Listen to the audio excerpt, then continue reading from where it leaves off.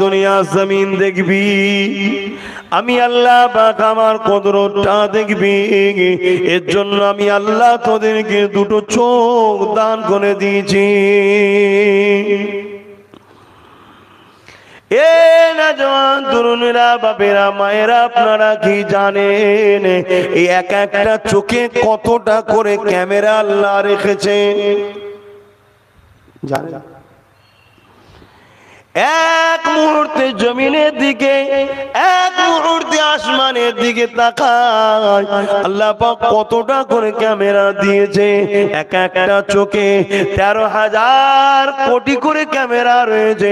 দুইটা চোখে 26,000 কোটি ক্যামেরা রয়েছে। কত মহান রব আমাদের, কত শক্তিশালী ক্ষমতাবান রব আমাদের।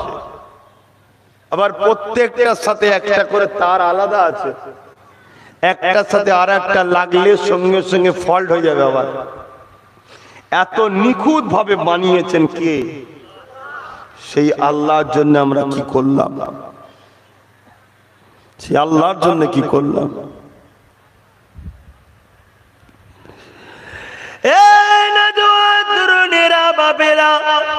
আজ আমরা কেমন করে পায়ে হেঁটে হেঁটে এই মাহফিলে আসতে লেগেছি। এই কদম দুটো আমাকে আপনাকে দিলেন আল্লাহ পাক। ওরে আমার বান্দা বান্দি রে, এই দুটো পা আমি দিলাম। আমি আল্লাহ প্যারালাইসিস এখনো দিতে পারি, বা মায়ের পেট থেকে যখন তোদের পাঠালাম তোদের পা গুলোকে দুর্বল করে দিতে পারতাম, যাকে পোলিও বলা হয়, কিন্তু আমি আল্লাহ তা করি না। তোদেরকে সুন্দর দুটো পা দিয়েছি, এই পা দিয়ে জমিনের উপরে তোরা করবি, এমন করে অন্যায় কাজে যাবি না। এই পা দিয়ে তোরা মসজিদে যাবি, এই পা দিয়ে তোরা গান সিনেমা যাত্রায় যাবি না। এই পা দিয়ে তোরা আলেমে হাক্কানীদের কাজে যাবি, এই পা দিয়ে তোরা নোংরা জায়গায় যাবি না। ওরে আমার বান্দা বান্দি রে, এই পা দিয়ে তোরা বিমারিকে দেখতে যাবি, এই পা দিয়ে খবরদার জমিনের উপরে কোন নোংরা কাজের দিকে আগিয়ে যাবে না। কিন্তু দুঃখের বিষয় এটা, এই পা দিয়ে আমরা আল্লাহর দ্বীনের মিছিলে থাকি না, আল্লাহর দ্বীনের পক্ষে আমরা হাঁটি না। এই পা দিয়ে অথচ আমরা আল্লাহর দ্বীনকে মিটাবার চেষ্টা যারা করে তাদের পিছনে ঘুরে ঘুরে বেড়ায়। ছেড়ে দেবেন আল্লাহ। কুল্লু নাফসিন যায়িকাতুল মউত, প্রতিটা নফসকে মৃত্যু স্বাদ চাখতে হবে।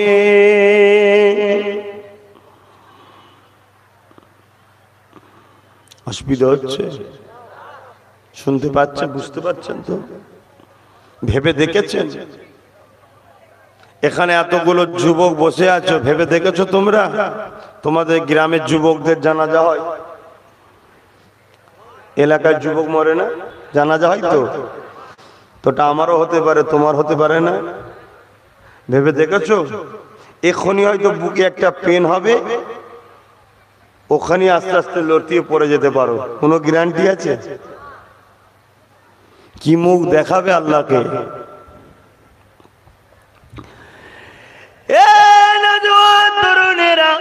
আল্লাহ বাদুর হাত দিয়েছে, বান্দারে এই হাতে তোরা মা বাপের সেবা করবি, এই হাতে তোরা মা বাপের খিদমত করবি, এই হাতে তোরা হালাল ইনকাম করবি, এই হাতে তোরা গরিবদেরকে দান করবি, এই হাতে তোরা আমার কোরআনকে ধরবি, এই হাতে তোরা আলেমে হাক্কানীদের সঙ্গে মুসাফা করবি, এই হাত দিয়ে তোরা কখনো কোনো গরিবকে জুলুম করবি না, কারো ঘর ভাঙবি না, কারো উপরে অত্যাচার করবি না, এই হাতে হারাম দ্রব্য নিবি না, এই হাতে হারাম কাজ করবি না। ওরে আমার বান্দা বান্দি রে, তোদের যখন যা ইচ্ছা যাবে, কুদরতি ভাবে তোদের যখন যেটা মন যাবে, সেটা শরিয়া সম্মত ভাবে আমি আল্লাহ আমার কাছে হাত তুলে তোরা দোয়া চাইতে থাকবি। এই জন্যই তো দুটো হাত আল্লাহ দিল। কিন্তু বড় দুঃখের বিষয়, আজকে হাত দিয়ে আমরা মসজিদ তো তৈরি করি না, মসজিদে দান তো করতে চাই না, অথচ যারা মসজিদকে মিটাতে চায় এই হাত দিয়ে তাদেরকে সহযোগিতা করি। যারা মাদ্রাসাকে মিটাতে চায় এই হাত দিয়ে তাদেরকে সহযোগিতা করি। এই হাত দিয়ে গরিবের উপর জুলুম করে, এই হাত দিয়ে গরিবের নামে মিথ্যা কেস সই করি। এ যুবকেরা শুনে রেখে দাও, মৃত্যু সবার একদিন না একদিন হবে। আমার আল্লাহ দুনিয়ায় তোমায় ছাড় দিয়েছে, ছেড়ে কিন্তু দেয়নি। একদিন তোমাকে ফিরে যেতে হবে। সুম্মানু ফিকা উখরা ফাইজাকুম কিয়ামুন ইয়ানজিরুন, সূরা জুমার 68 নম্বর আয়াতে আল্লাহ জানালে আবার সিংহায় ফতিয়া হবে। যেমন মাঠে নাগল দিলে আলু ওঠে, ওইভাবে মানুষগুলো উঠতে থাকবে। ওই দিনটা হবে বিচারের দিন। কেমন দিন হবে? মাথার এক বেগ দেখতে লাভ, এক হাত পরে আল্লাহ সূর্যকে নামিয়ে দেবে। মানুষের মাথার গিনুগুলো নাক দিয়ে গলে গলে পড়তে লাগবে। এই সামান্য গরম সহ্য হচ্ছে না, এই সামান্য সূর্যের তাপ সহ্য হচ্ছে না, অথচ ঠান্ডার সময় পড়ে গেছে, তাও ভালো লাগছে না, সহ্য হচ্ছে না। ছায়া খুঁজে খুঁজে বেড়াতে লেগেছে। এ যুবকেরা, সেই কিয়ামতের দিনে তোমার মাথার আমার মাথার উপরে আল্লাহ পাক সবার মাথার উপরে এক বেগ উপরে সূর্যকে আল্লাহ নামিয়ে দেবে। ওই সূর্যের 12 গুণ তাপ বেড়ে যাবে, মাথার কিনুগুলো গলে গলে নাক দিয়ে ঝরে ঝরে পড়তে লাগবে। ওই কিয়ামতের দিনে তোমার আমার কি হবে উপায় ভেবে চলো। শুনছো তো? একটু সারাসিরি দেবেন, আছেন তোমার সাথে? একটু ভাবে। ওয়াজ আল্লাহ করে অনেক শুনেছেন আপনারা, আমি একটু ভাবিয়ে দিচ্ছি আপনাদের ঘরে কি হবে। আল্লাহ নবী সাহাবা হুজুরদেরকে কিয়ামত সম্বন্ধে বলতে গিয়ে বলেছেন, এমনও মা পাওয়া যাবে নিজের মেয়েকে জমিনে শুইয়ে দিয়ে তার বুকের উপরে পা দিয়ে দাঁড়িয়ে যাবে। এমনও মেয়ে পাওয়া যাবে জনম দুঃখিনী মাকে জমিনে শুইয়ে দিয়ে তার বুকের উপরে পা দিয়ে দাঁড়িয়ে যাবে। এমনও বাপ পাওয়া যাবে নিজের ছেলেকে জমিনে শুইয়ে দিয়ে তার বুকের উপরে পা দিয়ে দাঁড়িয়ে যাবে। এমন ছেলে পাওয়া যাবে নিজের মা বাপকে জমিনে শুইয়ে দিয়ে তার বুকের উপরে পা দিয়ে দাঁড়িয়ে যাবে। কেন ইয়া রাসূলুল্লাহ, এই রকমটা কেন হবে? আল্লাহ নবী জানিয়ে দিলেন, লোহা যেমন আগুনে দিলে পুড়ে পুড়ে লাল হয়ে যায়, ওই রকম সূর্যের তাপে জমিনটা পুড়ে লাল হয়ে যাবে। কেউ কারোর উপরে জোর দেখাতে পারবে না, যার উপরে যা ক্ষমতা চলবে জোর করে জমিনে শুইয়ে দিয়ে তার বুকের উপরে পা দিয়ে দাঁড়িয়ে যাবে। কেন? জমিনে দাঁড়াতে পারবে না। কি হবে আমাদের? আজ না আমাদের মধ্যে রাসূলের সুন্নাত আছে, না নবীর ভালোবাসা আছে। আরে শুধু নারা দিলে ভালোবাসা থাকে না, দিলে আখলাক দেখাতে হবে। আগেকার সময় মুসলমানের কাছে অন্য ধর্মের মানুষরা এসে আশ্রয় নিত, আর এখন মুসলমান দেখলে বলছে তোকে তাড়া। কেন? আর আল্লাহ নবী দাড়ি দেখিয়ে টুপি দেখিয়ে দিনের প্রচার করেনি, তরোয়াল দিয়ে বোম বন্দুক দিয়ে তো দিনের প্রচার করেনি। তখন তো ছিল না বোম বন্দুক, তা বুঝাবার জন্য বলছি, প্রচার করেনি। আল্লাহ নবী দিনের প্রচার করেছে, পৃথিবীকে জয় করেছে 23 বছরের মধ্যে, সারা পৃথিবীকে জয় করেছে। উসওয়াতুন হাসানা, উত্তম আখলাক ব্যবহারে তৈরি করেছে। জোরে বলুন সুবহানাল্লাহ। আমাদের ব্যবহার কোথায়?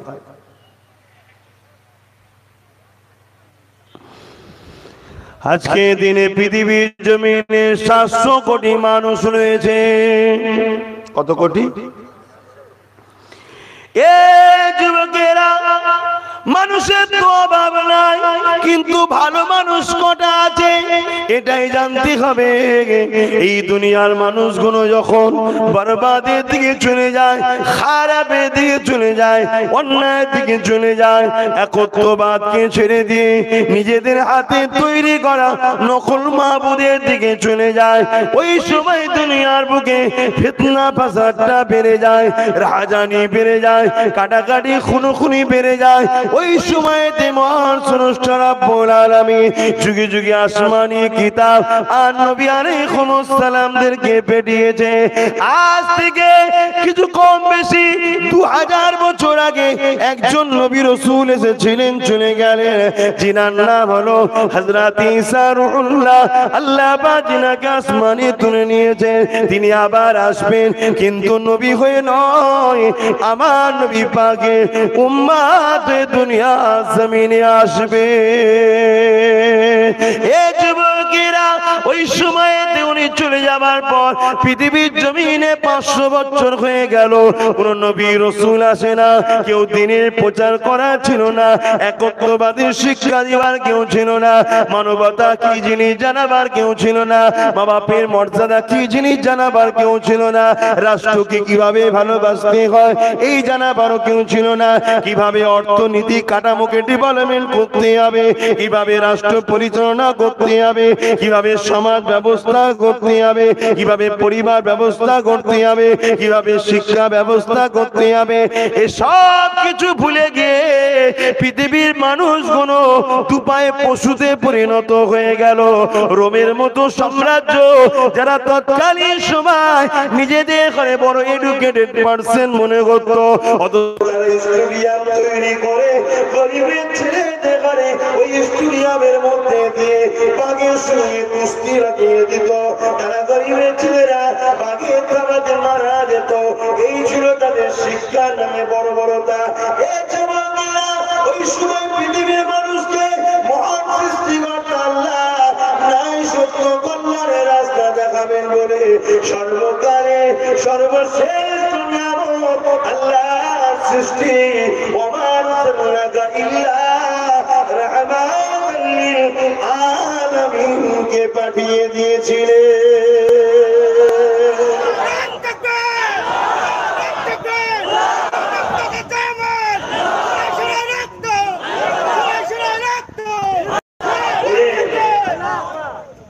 আমার রাসূলকে তার মালিক আল্লাহ বলেন কেন?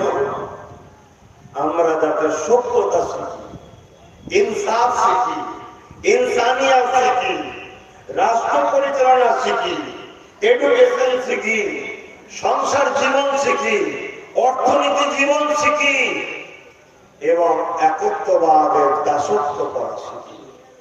এই টোটাল একটা লাইফের সিস্টেমটাকে শিক্ষা দিবার জন্য মহান রব্বুল আলামিন তিনি তেনার সৃষ্টি কায়নাতের মধ্যে সর্বশ্রেষ্ঠ সৃষ্টি এবং কোন জাহানের সুলতান যিনি রাহমাতাল লিল আলামিনকে আল্লাহ পাঠালেন। জোরে বলুন সুবহানাল্লাহ।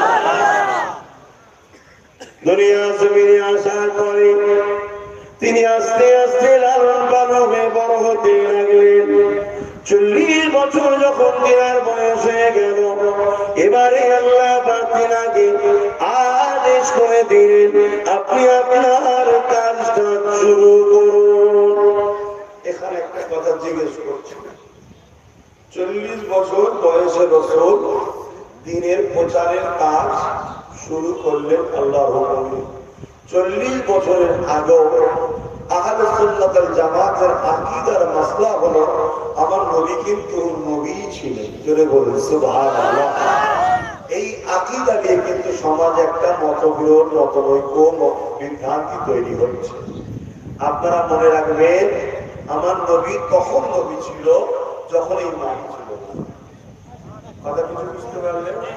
যখন মাটি ছিল না তখন মুহাম্মদ সাল্লাল্লাহু আলাইহি ওয়াসাল্লাম মহান রব্বুল আলামিনের কুদরতি কাছে দোস্ত নবী ছিলেন। জোরে বলুন সুবহানাল্লাহ।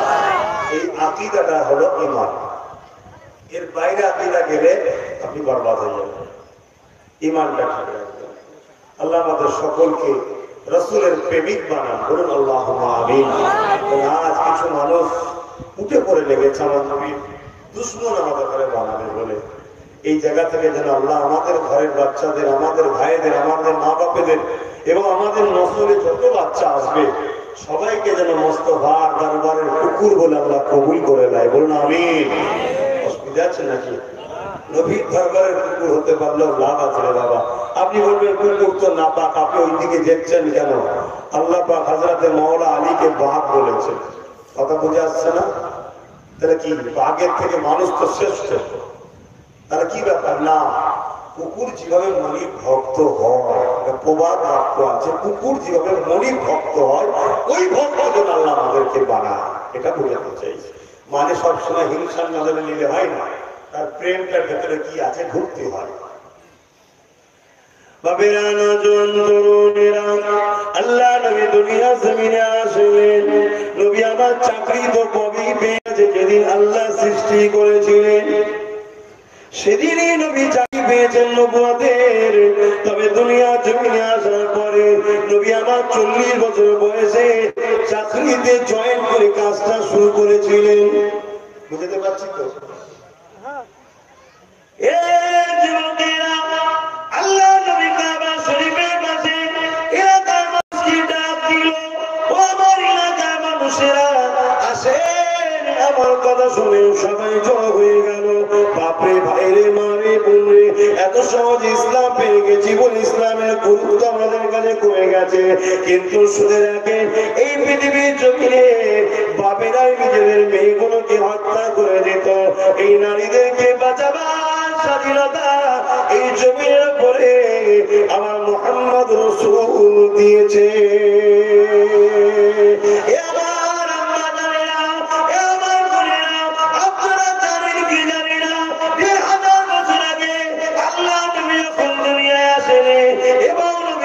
ঘোষণা করে দাঁড়িয়ে দিলে তার আগে মুহূর্ত পর্যন্ত এই পৃথিবীর জমিনের বাপেরা নিজেদের কন্যা সন্তান জন্ম নিলে ওই কন্যাগুলোকে চেঞ্জ করে দিত, কেননা তাদের মেন্টালি ধারণা হয়ে গিয়েছিল নারী মানে অশুভ, এই নারীর বাঁচার কোনো অধিকার নাই। কিন্তু আল্লাহ নবী পৃথিবীর জমিনে এসে নারীদের এত মর্যাদা দিলেন, এত সম্মান দিলেন। মা বোনেরা শোনেন, আপনারা করো বেশি বেশি করে নবীকে ভালোবাসবেন, কেননা প্রতিটা বাচ্চার প্রথম শিক্ষিকা হলো তার মা।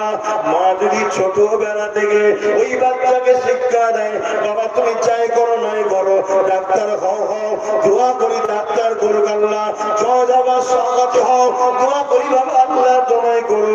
তুমি আইপিএস অফিসার হতে চাও, ডাব্লিউবিএসএস অফিসার হতে চাও, বিএম হতে চাও, পিডিও হতে চাও, কি নেতা হতে চাও, যাই হতে চাও বাবা দোয়া করবো। তবে মা হিসাবে শিক্ষা দিয়ে দিই বাবা, জীবনে কোনোদিন চলার পথে সমাধান একমাত্র রাসূল। রাসূল যারা অন্য কাউকে লিডার বলে মানবে না, নবী যারা অন্য কাউকে বড় করবে না, নবী যারা কারো দিকে তাকাবে না, কেন আল্লাহ কোরআনে জানিয়ে দিলে লাকাদ কানা লাকুম ফি রাসূলিল্লাহি উসওয়াতুন হাসানাহ, তোমাদের জন্য আল্লাহ পাক আমার নবী পাককে মডেল করে পাঠিয়েছে। উসওয়াতুন মানে হলো মডেল, তুমি নামাজ পড়বে আমার নবীকে ফলো করবে, নবী যেভাবে রুকু দিয়েছে ওইভাবে দেবে, নবী যেভাবে সিজদা দিয়েছে ওইভাবে দেবে, নবী যেভাবে তাসবিহ পড়েছে ওইভাবে পড়বে, নবী যেভাবে সূরা পড়েছে ওইভাবে পড়বে, নবী যেভাবে তাহরিমা বেঁধেছে ওইভাবে বাঁধবে।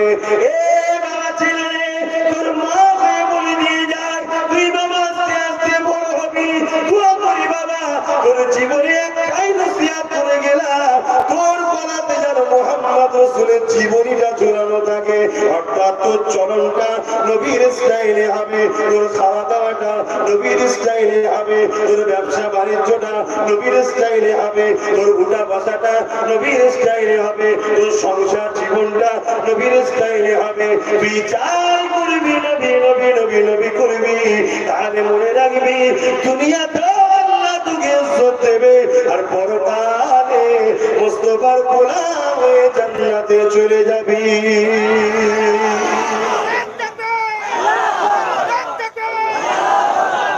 আমার মনে হয় প্রত্যেকটা মায়ের উচিত এই শিক্ষা দেওয়া, যদি দেয় তাহলে 100% ওই মা বুড়ি বয়সে কোনোদিন বাচ্চার কাছে খারাপ ব্যবহার করে না।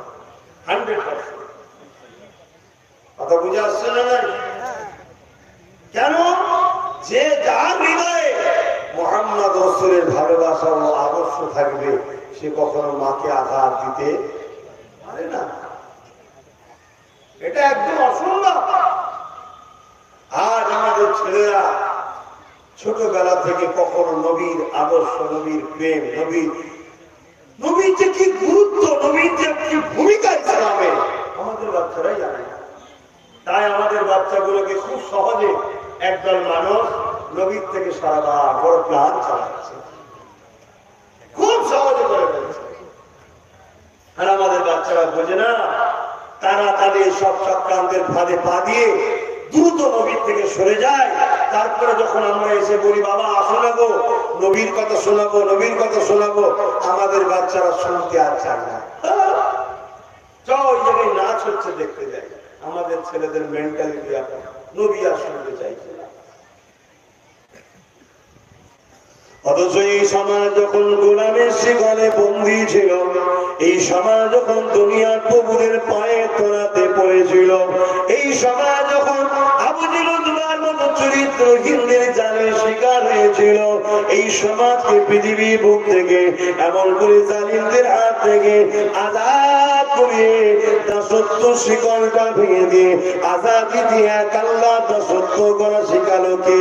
অন্য কেউ নয়, আমির আল্লাহ তিনি হলেন হযরত নবী মুহাম্মদ রাসূল।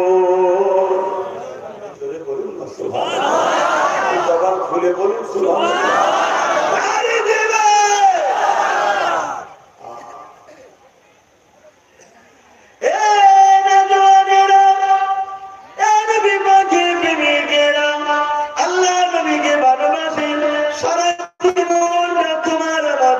কষ্ট করেছে সারা জীবনটা, তোমার আমার জন্য কেঁদেছে সারা জীবনটা, তোমার আমার জন্য পেরেশান হয়ে থেকেছে। আল্লাহ নবীর জীবনে যখন কাবা শরীফে পাশে দাঁড়িয়ে গিয়ে দিনের প্রচার করতে লাগলো, ওই সময়তে মক্কার মানুষেরা আমার নবী পাকের কথা কেউ মানতে চাই না। আল্লাহ নবীতে মুখ ফিরিয়ে নিল। এমনকি আবু জেহেল আল্লাহ নবীর সঙ্গে নোংরা খারাপ ব্যবহার পর্যন্ত করে ফেললো। এই সময় নবী আমার বাবা মারা এতিম ছিল, আমার কাঁদছেন ঘরে বসে। আমার আল্লাহ পাক ওই সমাজ দিয়ে দিলে, আমার হাবিব আপনি কেন কাঁদেন? চিন্তা আপনি করবেন না, আমি আপনাকে সত্য সুসংবাদ দাতা করে পাঠিয়েছি। আপনি মানুষকে সত্যের কথা বলে দেন, কে মানবে না মানবে আমি আল্লাহ তার সঙ্গে বুঝে নেব। আমার হাবিব তবে আপনার কাছে জানতে চাই, আপনি কি আমাকে আল্লাহ বলে মানে? নবী আমার জমিনে সাদাত করে বলেছিলেন আশহাদু আল্লা ইলাহা ইল্লাল্লাহ, আল্লাহ আমি আব্দুল্লাহ বেটা সাক্ষী দিচ্ছি আপনি এক অদ্বিতীয়, আপনাকে আল্লাহ বাবু বলে রব বলে মেনে নিয়েছে। ওই সময় আমার আল্লাহ এমন করে আওয়াজ দিতে লেগেছে, দুনিয়ার কেউ আমাকে মানুষ চাই না মানুষ, আমার কোনো চাই আসে না। হাবিব আপনি আমাকে মেরেছে। হাবিব শুনুন, দুনিয়ার কেউ আপনাকে মানুষ চাই না মানুষ, আমি আল্লাহ আপনাকে মুহাম্মদ রাসূল বলে মেনে নিয়েছি।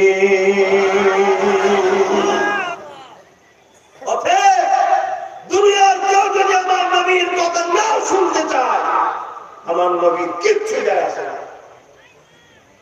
কথা শুনছেন তো নাকি? দুনিয়ার কেউ যদি আমার রাসূলকে সম্মান দিতে না চায়, আমার রাসূলের কিচ্ছু যায় আসে না। এই দুনিয়ার ব্যাপার নয় যে আমার ভোটার কমে গেলে গতি চলে যাবে, এরকম সিস্টেম নয়।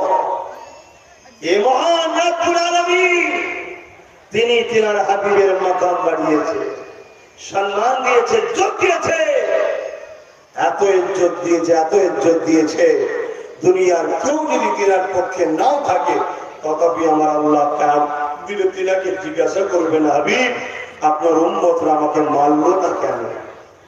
অন্য নবীদেরকে কিন্তু আল্লাহ জিজ্ঞাসা করবে, অন্য অন্যান্য নবীদের জিজ্ঞাসা করি। যুবক ভাই আমার শোনো, বোন আমার শোনো, বোঝো, জীবনে চলার রাস্তা রসুলকে রাখো। পীর মানবেন, মুর্শিদ মানবেন, ইমাম মানবেন, মুফতি মানবেন, শায়েখ মানবেন, আমির মানবেন, যদি সে মোহাম্মদ রসুলের কথা আপনাকে শোনায়, মোহাম্মদ রসুলের পক্ষে যদি হয়, মানবেন, না হয় না। কথা কিছু বুঝছেন তো নাকি? আমরা যদি কাউকে ভালোবাসি, রসুলের জন্য ভালোবাসি, কারো জন্য রসুলকে ভালোবাসি এমনটা নয়। কথা বুঝে আসছে? অতএব সেই জায়গাগুলো মাথায় রাখবেন। আল্লাহ নবী, নূর নবী, দয়ার নবী পরের দিন আবার দিনের কথা বলতে গেলেন। মানুষকে কেউ মানছে না। একটা যুবক বা একটা মানুষের সঙ্গে দেখা হলো। আল্লাহ নবী বলতে লেগেছেন, আপনি কি আমার কথা মেনে নেবেন? তিনি বলছেন, কি কথা আপনি বলছেন? আল্লাহ নবী বলেন, লা ইলাহা ইল্লাল্লাহ আনা মুহাম্মদ রাসূলুল্লাহ সাল্লাল্লাহু আলাইহি ওয়াসাল্লাম। কোনো প্রশ্ন না করে আল্লাহ নবীর দিকে হাত বাড়ালেন, কলেমা পড়লে দিনে মুহাম্মাদিতে চলে আসলেন। জোরে বলুন সুবহানাল্লাহ। কে তিনি? হযরতে আবু বকর সিদ্দিক রাদিয়াল্লাহু তাআলা। শুধু আবু বকর বললে আদমের খেলাফ হবে।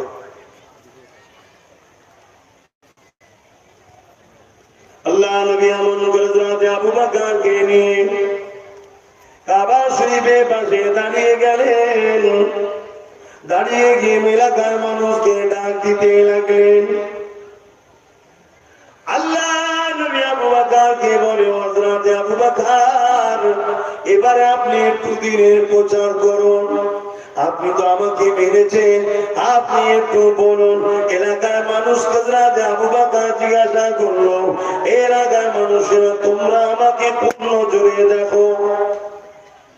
এলাকার মানুষরা বলল, অবশ্যই তুমি ভদ্র সভ্য মানুষ, কখনো আমাদের কারো সঙ্গে ঝগড়া এবং মিথ্যা বলোনি।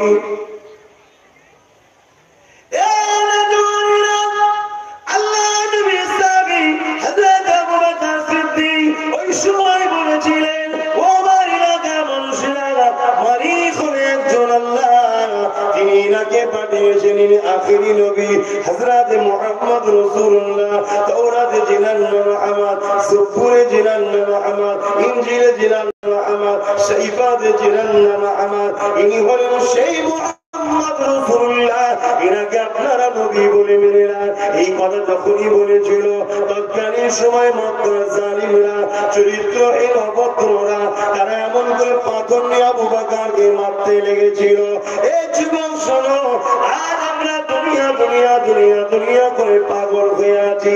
যদি জানতাম দুনিয়া দুনিয়া করে আপনারা, কেউ টাটা হয়ে গেছে, কেউ রিলায়েন্স হয়ে গেছে, কেউ গোয়েঙ্কা হয়ে গেছে, কোটি কোটি টাকার মালিক হয়েছে, আলো নাই জানতাম কমসে কম দুনিয়াটা আপনারা পেয়ে গেছে। তাও তো পারলে, কিন্তু এত দুনিয়া দুনিয়া দুনিয়া করে তাও কিসমত খুলছে না কেন? আমাদের দিল থেকে নবীর প্রেম আর আদবটা চলে গেছে। এই জন্য আজ আমরা ধ্বংস হয়ে যেতে লেগেছে। এই যুবকেরা, তরুণেরা, হযরত আবু বকর সিদ্দিক এমন করে তোমার ছেড়ে আল্লাহ নবীর পাশে দাঁড়িয়ে দাঁড়িয়ে আবু বকরের শরীরে রক্ত ঝরে ঝরে পড়তে লাগলো। ওই রক্ত কাবা জমিনে পড়তে লেগেছে। আজকের ইতিহাস শুনে রেখে দাও, কেননা ইতিহাস যে ভুলে গেছে সে জাতি খুব শীঘ্রই ধ্বংস হয়ে গেছে। আল্লাহর জমিনের উপরে, আসমানের নিচে, কাবা চত্বরেতে, এই জমিনের উপরে আল্লাহ নবীর জন্য, দ্বীন ইসলামের জন্য সর্বপ্রথম যিনি রক্ত ঝরেছে তিনি হলেন আবু বকর সিদ্দিক। আরো জোরে বলুন সুবহানাল্লাহ। আমার ভাষা আপনারা বুঝতে পারছেন না? হাই হাই হাই হাই, আমরা তো এখন দিনকে বাঁচাবার জন্য রক্ত ঝরাই না, দিনকে মিটাবার জন্য রক্ত ঝরায়। আর জমিনের উপরে, আসমানের নিচে সর্বপ্রথম যিনার রক্ত ঝরেছিল দিনকে বাঁচাবার জন্য, তিনি আল্লাহ নবীর প্রথম সাহাবী, খলিফায়ে আউয়াল, রাসূল পাক সাল্লাল্লাহু আলাইহি ওয়াসাল্লামের শ্বশুর হযরত আবু বকর সিদ্দিক রাদিয়াল্লাহু তাআলা। ফুরফুরার আবু বকর সিদ্দিক হুজুরের 30 পোস্টের ঊর্ধ্ব পুরুষ। ফুরফুরার হযরত আবু বকর সিদ্দিক ওনার 30 পোস্টের ঊর্ধ্ব পুরুষ। হযরত রাসূল পাক সাল্লাল্লাহু আলাইহি ওয়াসাল্লামের প্রথম সাহাবী হযরত আবু বকর সিদ্দিক, তিনার রক্ত ঝরেছে। আজ আমরা দিনের জন্য রক্ত ঝরাই না, দিনকে মিটাবার জন্য ঝরাই।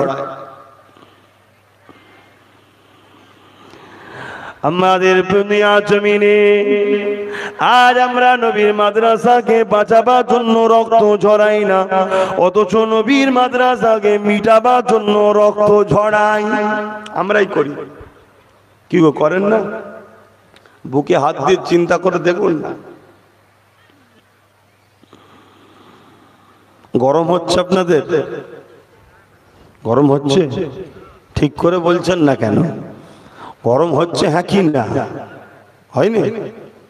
হচ্ছে। তাপ একটা রয়েছে, একটু একটু হচ্ছে, সহ্য করতে হবে নাকি? আমারও সমস্যা হয়ে গেল না। আমার তো এক জায়গায় 2টো থেকে টাইম ছিল, এখানে 1 ঘন্টা পিছিয়ে যাওয়ার জন্য একটু সমস্যায় পড়ে গেলাম। যাক, তারপরেও ইনশাল্লাহ আল্লাহ যদি চায় আরো কিছু কথা বলতে ইচ্ছুক আছি আমি। আপনাদের অসুবিধা হচ্ছে? তাহলে একটু মহব্বতে একবার দরুদ পড়েন। আল্লাহুম্মা সাল্লি আলা সাইয়্যিদিনা ওয়া আলা আলিহি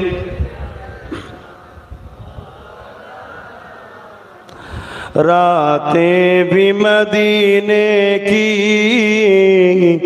बातें भी मदीने की,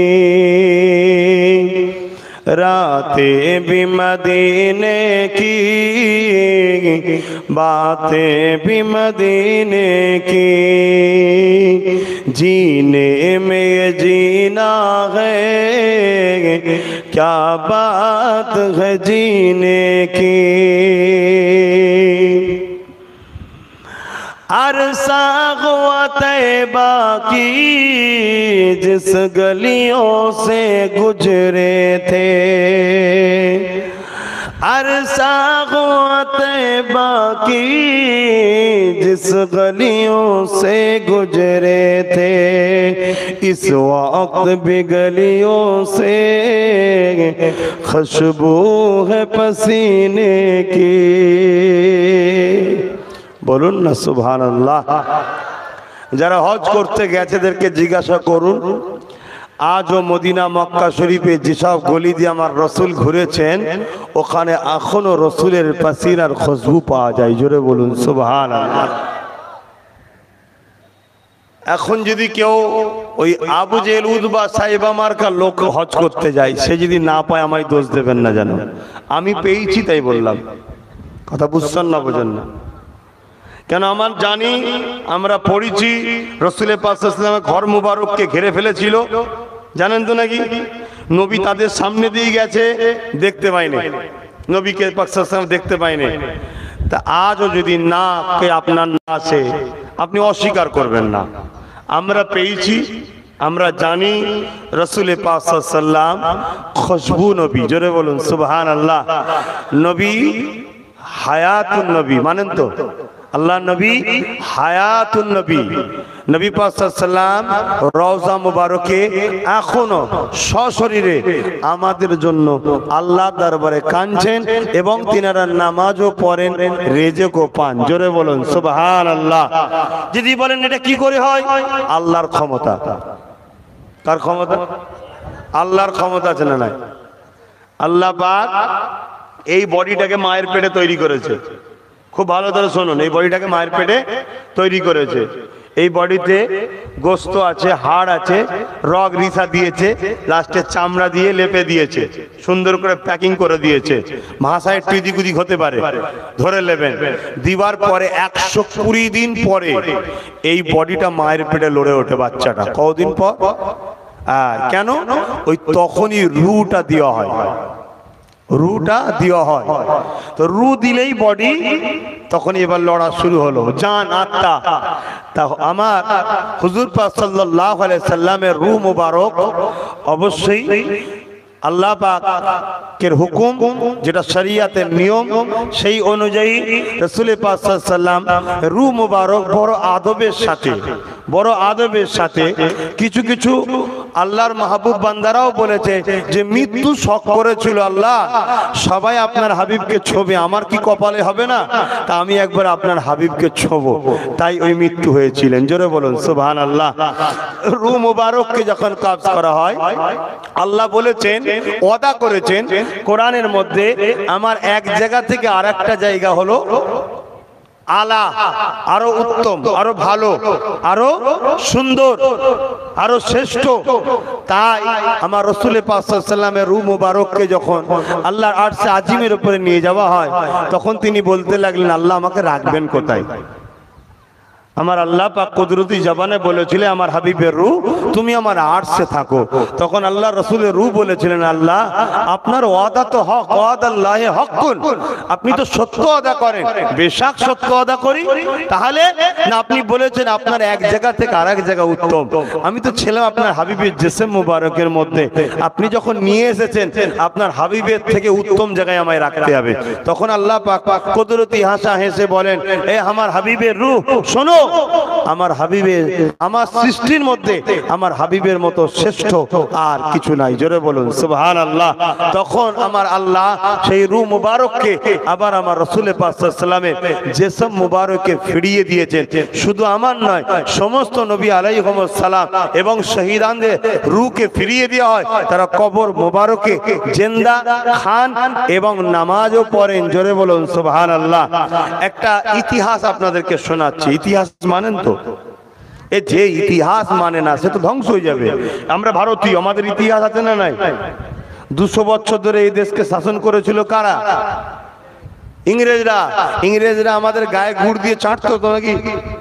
আদর করতো তো? কি করতো? ভারতীয়দের কি করতো? খুব ভালোবাসতো না? কি গো?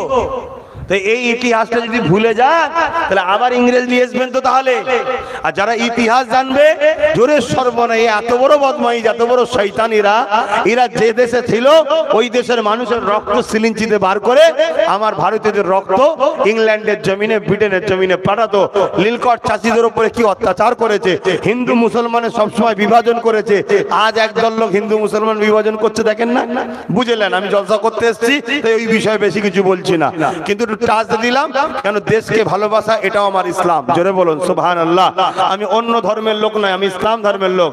আমার ধর্মের দেশকে ভালোবাসাটাও একটা পাঠ। স্কুলে গেলে দেখেন না, অঙ্ক আছে, ভূগোল আছে, বিজ্ঞান আছে, জীবন বিজ্ঞান আছে, অনেক কিছু সাবজেক্ট থাকে না? তাই ইসলামে অনেক সাবজেক্ট আছে। নামাজ একটা সাবজেক্ট, রোজা একটা সাবজেক্ট, হজ একটা সাবজেক্ট, মহাবেশ সেবা সাবজেক্ট। তেমন রাজনীতি করাও একটা সাবজেক্ট, দেশকে ভালোবাসাটাও একটা সাবজেক্ট, মানুষের সেবা করা একটা সাবজেক্ট, প্রজাদের সেবা করা, এই সব বিষয় ইসলামে আছে। জোরে বলুন সুবহানাল্লাহ। তা কিন্তু আমি এসেছি ইসলাম ধর্মের ধর্মীয় সবাই, এখানে আমরা মনে করি এসব বিষয়ের থেকে আমার নবীর জীবন আদর্শ এবং নবীর প্রেমের কথা আলোচনা করাটা আমাদের জন্য আরো গুরুত্ব, ঠিক না বেটি? কেন আমরা 150 বছরের আগে পৃথিবীর বুকে কখনো আমরা হারিনি। 150 বছর আগে পৃথিবীর বুকে কখনো আমাদের এই দশা হয়নি গোলামির জিন্দেগি। আজকে যে জিন্দেগিটা আমাদের এসে গেছে, ভিখারি জিন্দেগি, গোলামির জিন্দেগি, 150 বছর আগে কখনো আমাদের লাইফে এমন ঘটেনি। তাই তাম পৃথিবীর উলামারা রিসার্চ করে দেখছে 150 বছর আগে হয়নি, আজকে হয়েছে। কেন? 150 বছর আগে পৃথিবীর মুসলমানদের মধ্যে 100-র মধ্যে 97% মুসলমানের অন্তরে নবীর প্রেম ও আদব এমন ছিল, ওই পাওয়ারের কাছে পৃথিবীর কোন সন্ত্রাসরা টিক্কা খেত না। জোরে বলুন সুবহানাল্লাহ। কিন্তু আজ এই 150 বছর হলো, যারা ইসলামের প্রকাশ্য দুশমন, তারা বড় প্ল্যান করে একদল মুনাফিকদের দ্বারা আমাদের ভেতর থেকে নবীর আদব আর নবীর প্রেমটাকে বার করে নিচ্ছে। তাই নবীর আদব আর প্রেমের হেরাস হওয়ার জন্য তাই আজ আমরা আর লড়াইয়ে পাচ্ছি না। আমরা 500 টাকায় বিক্রি হই, 1000 টাকায় বিক্রি হই, এক গ্লাস মদেতে মাইকে মার্ডার করে দিই আমরা। কেন?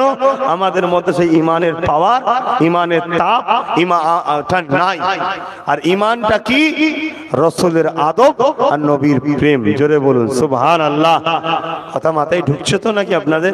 আমার কথায় কি অখুশি হচ্ছেন নাকি আপনারা? বা হলেও কিছু করার নেই, কেন আপনাদেরকে খুশি করতে গিয়ে জাহান্নামে যেতে রাজি নয়, রসুলকে খুশি করে আমি জান্নাতে যেতে রাজি আছি। তা রসুলের কথা শুনে, শরিয়তের পক্ষের কথা শুনে যারা খুশি, আলহামদুলিল্লাহ। তা আমি কি কথা বলতে গিয়ে এদিকে চলে গেলাম, কি কথা একটা বলছিলাম। আমার রসুলের পাক সাল্লাল্লাহু আলাইহি ওয়াসাল্লাম রওজা মোবারকে এখনো হায়াতুন নবী এবং আমাদের জন্য তিনি কাঁদছেন। এই কথা বলতে গিয়ে একটা ইতিহাসের কথা শোনাতে যাচ্ছিলাম। ইতিহাস মানবেন না? ঈসা নবী, মুসা নবী, ইব্রাহিম নবী, দাউদ নবী, সুলাইমান নবী, জাকারিয়া নবী, ইউনুস নবী, যত নবীর কোরআনে ঘটনা আছে ওগুলো ইতিহাস তো নাকি? কথা বলবেন তো? কোরআনে যত নবীদের ঘটনা আছে ওটা কি ইতিহাস না? ইতিহাস নাই। ইতিহাস মানে কি? যেটা সত্য জিনিস ঘটে চলে গেছে সেটাকে পরের সমাজকে এনে দেওয়া, ঠিক না বেটি? যেমন আমার দেশ 200 বছর ব্রিটিশরা জুলুম করেছে, পরে আবার এই সময় সেটা লিপিবদ্ধ হয়ে আমাদের কাছে এনে দেওয়া হয়েছে। আল্লাহ পাক আমার নবীকে কোরআনে 3 ভাগের মধ্যে 2 ভাগের বেশি ইতিহাস শুনিয়েছে। শুনছেন তো নাকি? ইউসুফ নবীর ইতিহাস, সুলাইমান নবীর ইতিহাস জানেন না কোরআনে রয়েছে? তো ইতিহাসটা কি? যখন এজিদ জালিম সন্ত্রাস, এজিদকে কোন ভাষা বললে জানটা শান্তি হবে সে ভাষা কখনো খুঁজে পাইনি। যাই বলি মনে হয় এজিদের থেকেও বড় বদমাইশ। কথা বুঝছেন না? বোঝেন না কেন? হতভাগা সামান্য দুনিয়ার জন্য জাহান্নামকে কিনলো। আহারে, যাদেরকে দেখলে